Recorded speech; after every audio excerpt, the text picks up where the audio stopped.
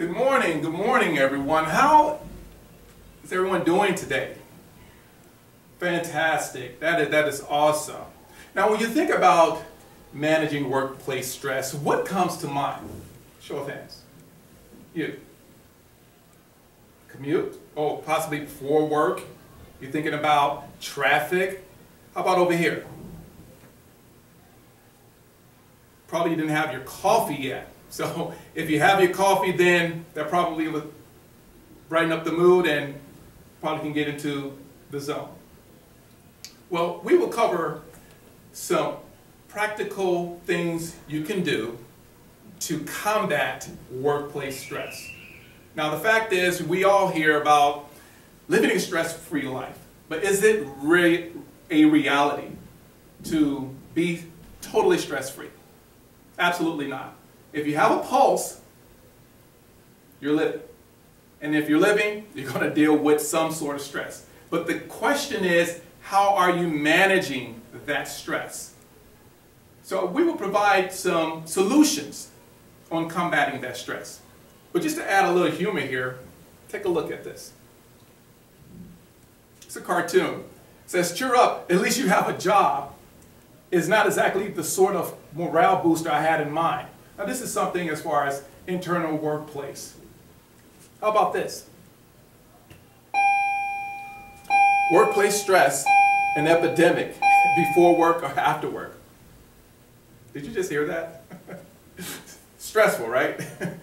Interruptions. We all are interrupted every now and then, but how do we deal with it and how we manage it is what makes the difference.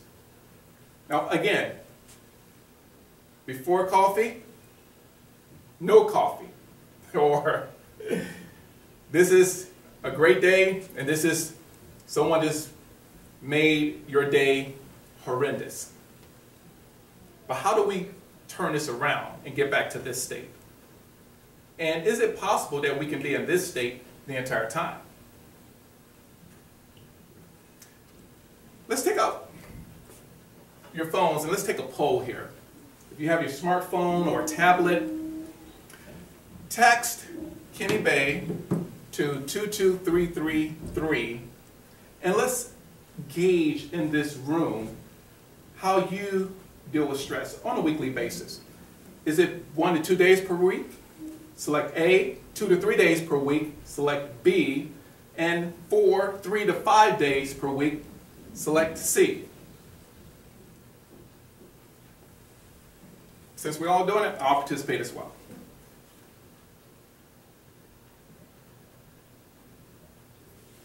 All right, finished? Great. Let's look at the results. Drum roll, please. Wow. 33% of participants in here selected A, that you're dealing with stress between 1 and 2 days per week. And 3 to 5 days per week, people, 67% selected C. That means you're experiencing stress more often than anyone else. Now what does that say? More bad days than good. How is that impacting your performance? Promotion, possibly? Or even your relationship with your coworkers? It all ties in together. Now let's get the facts right here. 40% of workers reported their job was very or extremely stressful. Now, in here, not at this organization, right? That's probably the results from your previous employer, right? 62% routinely find that they end the day with work-related neck pain. 44% reported stressed out eyes. And 38% complained of hurting hands. And 34% reported difficulty in sleeping because they were too stressed out. I had a colleague, and he shared something with me that, he was stressed out. He said his wife just looked at him and said, honey, what's wrong with your eyes? And he said, I don't know. She said, you look stressed. She said, they're red. And he had to go and look in the mirror because he didn't even know that his eyes were bloodshot red. That he had to call off the next day to get an examination. Now, for myself, I experienced some stress-related illnesses as far as neck pain or stiffness in my joints, but I didn't know it was stress-related. But here's the good thing about it. There's the solution. Let's look at some more facts. 80% of workers feel stressed on their job. Nearly half of them need help in learning how to manage stress. Now, that's why we're here. Job stress is costly. It's costing jobs as far as estimated over $300 billion annually, dealing with accidents, absenteeism, employee turnover, low productivity, you name it. So it's costing business and it's costing the employees their health.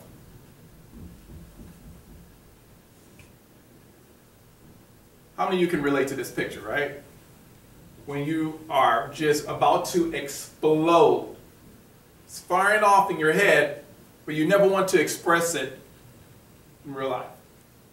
But what happens when we just go over the edge? What are the results of not being able to manage stress? Loss of sleep. So if you're losing sleep, how does that impact your day as far as your reports, your presentation, your commitment to the team? If you're sleep deprived, you can possibly get into an accident.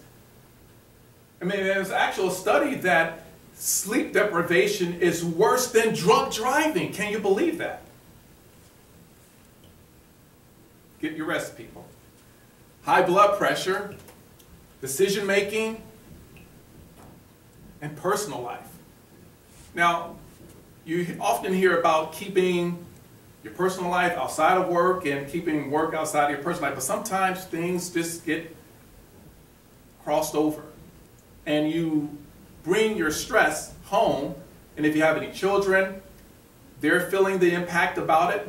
If you see your spouse, they're feeling the impact from the negativity or how you're not managing the stress.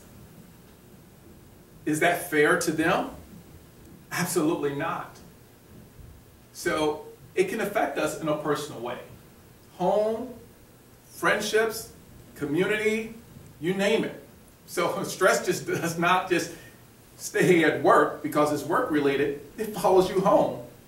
And then it's there. It's present. So it's with you everywhere you go. But we want to deal with that immediately so we can just leave it at the door. And overall, heart attacks. How many here knows when heart attacks occur in America? Show of hands. Between 6 a.m. and 10 a.m. On what day? You're right. Monday morning. Raise your hands. How many of you are getting ready for work or already at work between 6 and 10 a.m.? Absolutely. So what is that saying? We're all at risk. So we need to deal with that. So we're not a statistic. Bottom line, the question is your job killing you? Now, if you've been experiencing some of that, chances are it could be killing you. So do you just quit? Do you just leave? You've invested over 10, 15 years into your job. You went to school for this. You paid off student loans, or you're still paying off student loans. So it's not that simple just to jump ship. But we can navigate our ship to a calmer shore where we can experience a better work lifestyle. To do so requires something in your toolkit. Now, everyone in here has these tools. The question is, are you using them? The first deals with your attitude. 90% is above shoulders, people. It's how you think about your situation. Is the glass half empty or is half full? Which one is it? It's your attitude. If it's impossible, you're already defeated. But when you embrace that nothing is impossible, that there is a solution, you just have to find it, there's resources out here, then you're looking at things at a proactive standpoint. So don't look at it saying it's impossible. Say, I'm possible because I'm resourceful. Take a break. And it's okay. Here in America, sometimes we feel guilty by taking a break because we feel like we're stealing time away. But actually taking breaks in your day or scheduling it will help you to be more productive throughout your day. Just imagine if you're a swimmer and you're just swimming, and you never come up for air. How far will you get to your destination if you never come up for air? We all must take breaks. A rule of thumb, for every 60 minutes, you're on the grind, you're at your desk, you should separate yourself, stand back, and take anywhere between 5 and 7 minutes. Just stretch, walk, change the scenery, and then go back into it. Now with these smartphones, the great thing about it, you can set up an alarm, a reminder.